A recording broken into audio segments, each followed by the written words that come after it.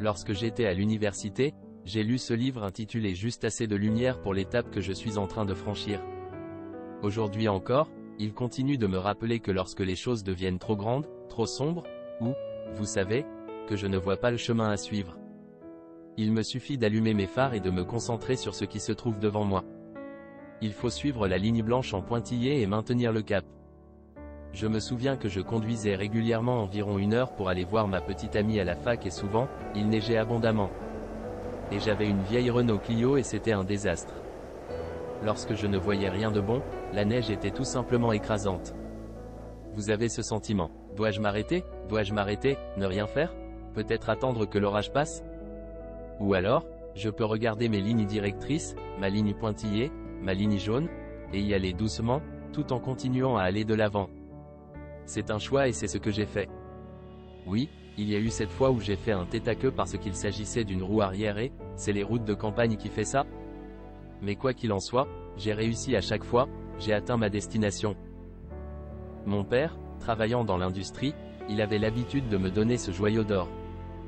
Vous savez qu'il demandait, comment mange-t-on un éléphant? Et maintenant, mon fils me demande de temps en temps, quand je suis débordé, comment on mange un éléphant, papa? La réponse est facile à retenir, mais elle n'est pas si simple à appliquer. Lorsque vous êtes dans l'obscurité, vous avez devant vous l'objectif du mammouth, une bouchée à la fois, qu'il est difficile d'appliquer. Mais je pense que c'est la raison pour laquelle ce petit rappel que vous écoutez est apparu devant vous aujourd'hui. Il faut se souvenir de chercher la lumière juste devant soi. Ne cherchez pas à tout voir, concentrez-vous sur les phares. Parfois, vous aurez besoin d'une lumière vive, parfois vous pourrez vous contenter de la lumière que vous avez, mais vous devez choisir de bouger. Et nous oublions parfois que nous avons le contrôle. Et vous pouvez utiliser les lignes directrices pour vous maintenir sur la bonne voie. 1 kilomètre, une bouchée, c'est tout ce qui compte. Et quand on y pense, il est important de planifier le voyage pour que, lorsque vous êtes dans les tranchées, lorsque vous êtes sur la route, lorsque la tempête s'abat sur vous, vous puissiez vous concentrer sur votre travail. Le GPS est déjà en place, vous n'avez qu'à l'exécuter. Je suis un adepte de la bonne préparation et on ne peut jamais trop prévoir, ni trop préparer.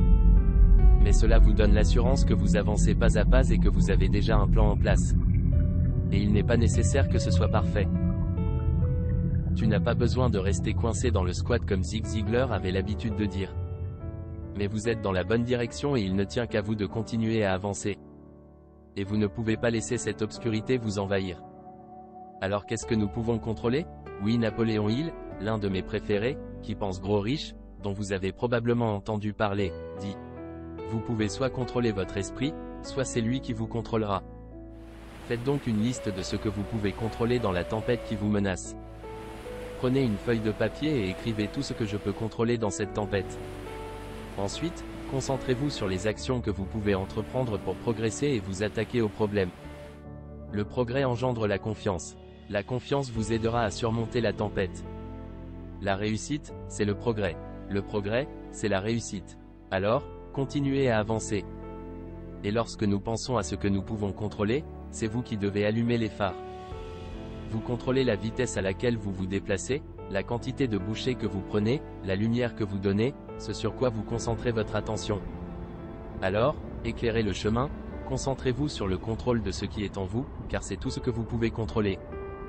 Faites ce qu'il y a à l'intérieur de ce que vous faites réellement et vous vous sentirez bientôt complet.